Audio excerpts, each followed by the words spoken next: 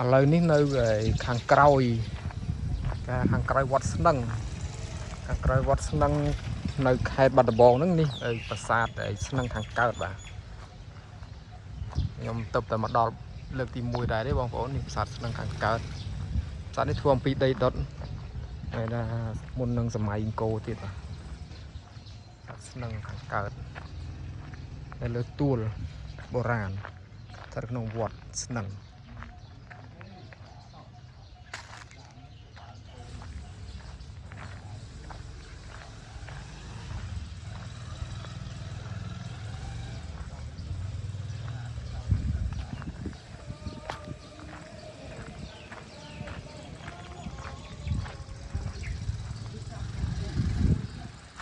ស្នឹងខាងកើត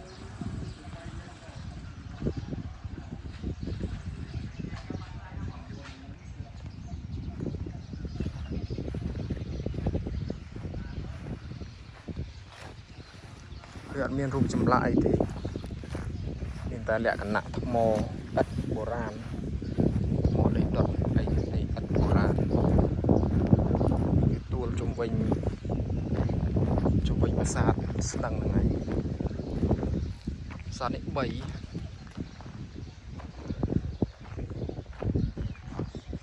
ានខ្លោងទ្វារដែលធ្វើអំពីថ្មនេះថ្មភក់នៅចូលនៅខាងក្នុងទៀត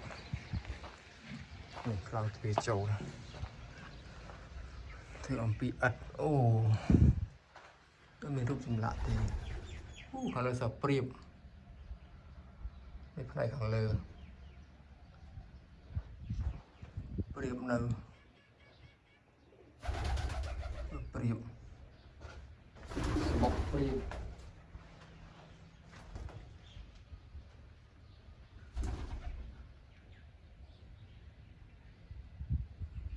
អត់មានរូបចម្លាក់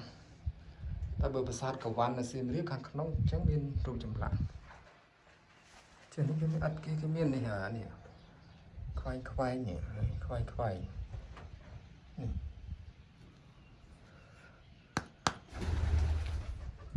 ះមើលខ្វែងខ្វែងនេះ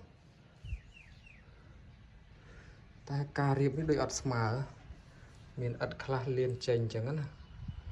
អត់មានស្មើសាច់ទេអត់មានសាច់ស្មើទេមើលយើងមើលដូចជាអត់មានស្មើសាច់ទេ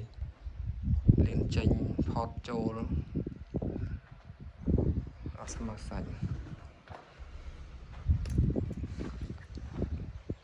នេះផ្នែកខាងក្រៅ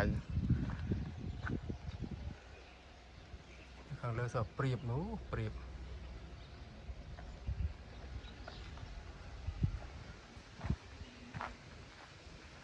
អត់មានរូបចម្លាក់ផងខាងក្នុងសព្រាបអូនេះរូបចម្លាក់ណាស្រាច់ទេនេះមើលក្បាច់ស្អាតតែនោះចំប្រអិនដែលគង់នៅលើដំរី3000ហ្នឹងហើយជារូបមិនក៏ទៅធ្លុះមកប្រឡោះអញ្ចឹងនេះមើលក្បាច់លោតអស់ទោះក្បាច់នេះស្អាតនេះមើលក្បាច់ផុសមែនទេអូឆ្លាក់នេះដូចឆ្លាក់ថ្មនៅទុនអញ្ចឹងមើលដូចឆ្លាក់ដីឥដ្ឋអញ្ចឹងមើល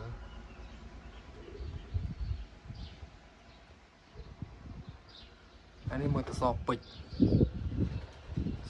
ក្បាច់ស្អាតតាំងពីលើដល់ក្រោមសពេជ្រតែក៏ថានេះឥដ្ឋនេះអត់មានអីស្មើមានចេញចូលខាងក្នុងសព្រាប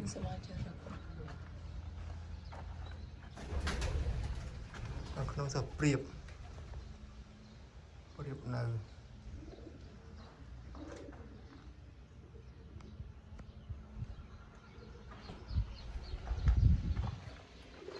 នេះនៅវត្តស្នឹងក្នុងស្រុកនេះស្រុករតនមណ្ឌលឬក៏ស្រុកអីស្រុករតនមណ្ឌលខេត្តបាត់ដំបង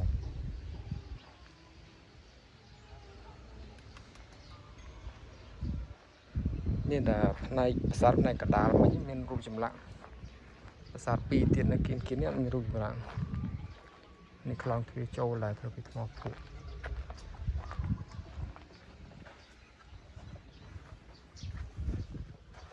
នៅខាងក្នុងដែរអូទៅព្រៀបអើវឺដែលយើងចូលថត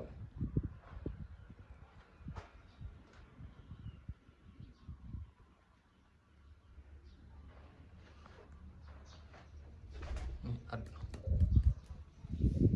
ត់ពីសម័យបុរាណមករាប់ពាន់ឆ្នាំនេះបន្តិចពាន់ឆ្នាំទេប្រាសាទនេះពួកប្រាសាទភាគច្រើនធ្វើពីដីឥដ្ឋហ្នឹងដីដុតថ្មដីឥដ្ឋហ្នឹងគឺមុនសម័យអង្គរទៀតមានសម័យក្រោយអង្គរទេជាងឥដ្ឋនេះអាយុរាប់ពាន់ឆ្នាំហើយនេះប្រាសាទដែលមុនសម័យអង្គរគឺប្រាសាទរបៀបនេះឯងគឺប្រាសាទធ្វើអំពីដីឥដ្ឋគេយកដីឥដ្ឋទៅដុតហើយគេយកមករៀបធ្វើជាប្រាសាទ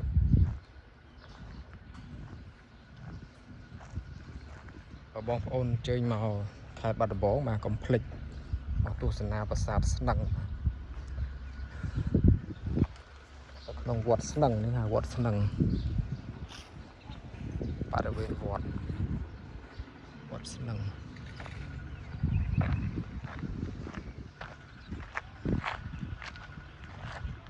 នេះប្លង់នេះស្អាតដែរ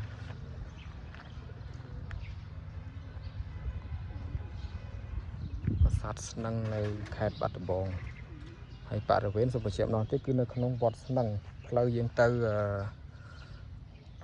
ភ្នំសំពៅចេញផ្លូវយើងទៅបៃលិនសំទោសបានលើយើងចេញពីភ្នំសំពៅមកប្រហែលជាជាង10គីឡូហ្នឹងមកដល់វត្តស្នឹងហ្នឹងនៅខាងមុខវត្តស្នឹងហ្នឹងមានប្រាសាទស្នឹងមួយហើយយើងខាងក្រៅក៏ពហិវត្តស្នឹងហ្នឹងចូលមកខាងក្នុងមកមានប្រាសាទស្នឹងនេះទៀត3ទៅធ្វើអំពីដីឥដ្ឋសម័យបុរាណមុនអង្គរវត្តបាទសូមអរគុណបងប្អូនដែលចំណាយពេលទស្សនាប្រាសាទស្នឹងបាទការធ្វើវីដេអូរបស់ខ្ញុំពេលនេះបានឈានមកដល់ទីបញ្ចប់ហើយបាទសូមអរគុណសូមបងប្អូនសំណាងល្អបាទសូមជម្រាបលាទាំងអស់គ្នាបាទសូមអរគុណបាទ